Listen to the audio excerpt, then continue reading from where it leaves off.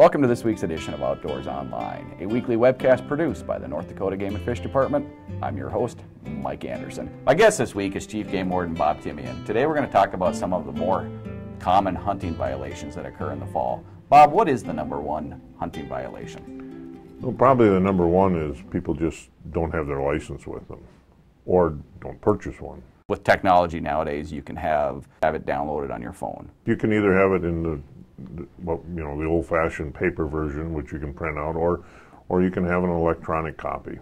Either one is fine. Okay, another common violation is a loaded firearm in a vehicle. Yes, that's probably not as common as it used to be, but it's still up there.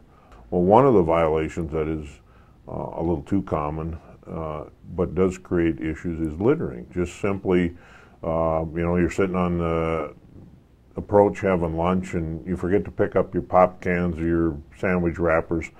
The local people who live out there, that upsets them. They like, so what I would tell hunters is just, when you're in the field, have a good time, but pick up after yourself. Don't leave litter out there.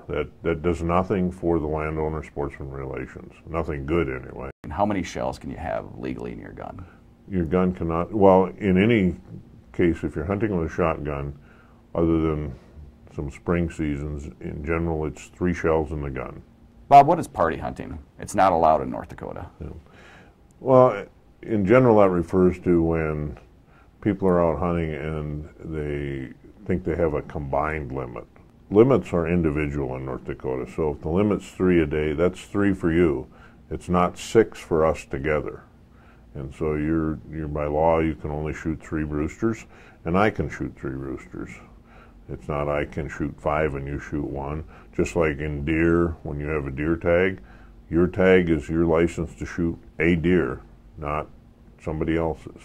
How about keeping identification on your birds when transporting? This fall, like when you're hunting waterfowl or upland game like pheasants or grouse, you're required to leave a certain amount of identification attached to each bird you harvest until you get it out of the field.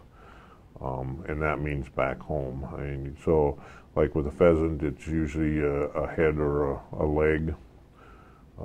Waterfowl can be a fully feathered wing or a head, but yeah, you're required, and that is so that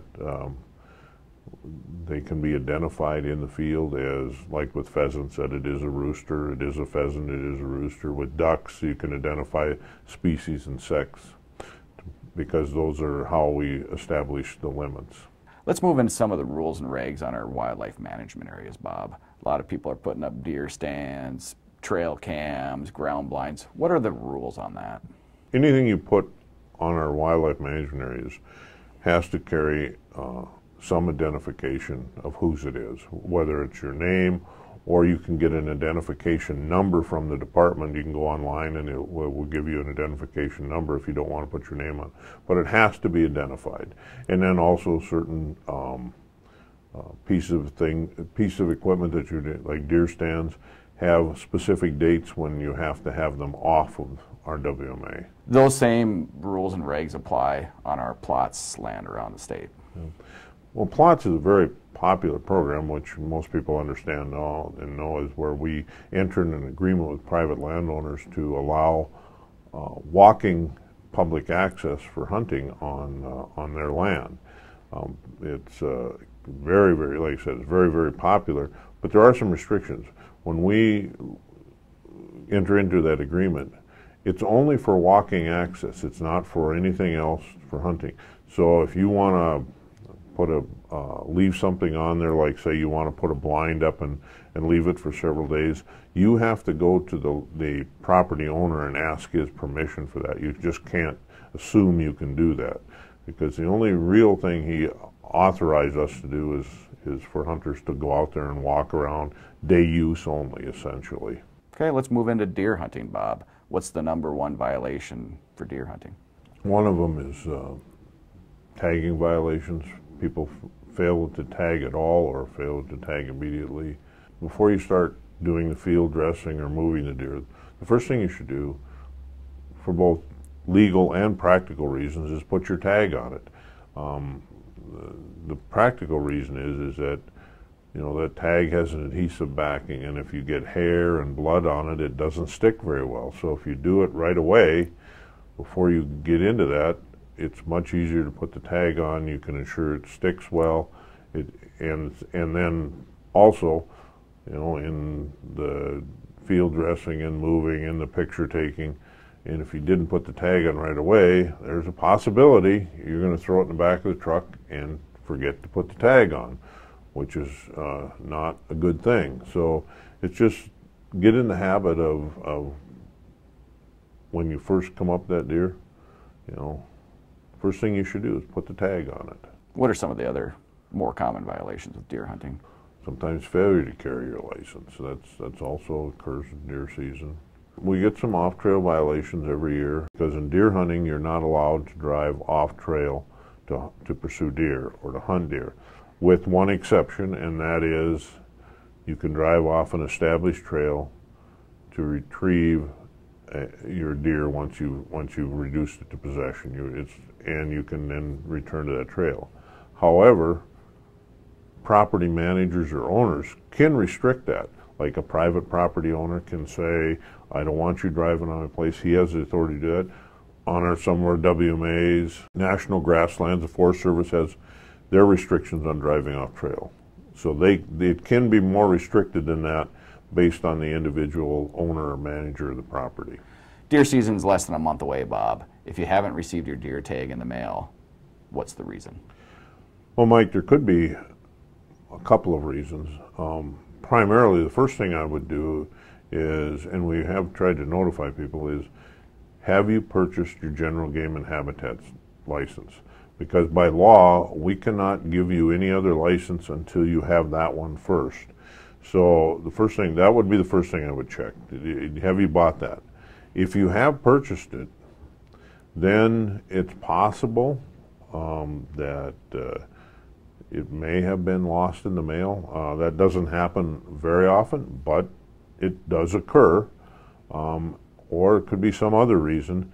And then you need to contact the department, and we'll go through the process with you to verify what has happened, and in most cases you can get a replacement or duplicate tag.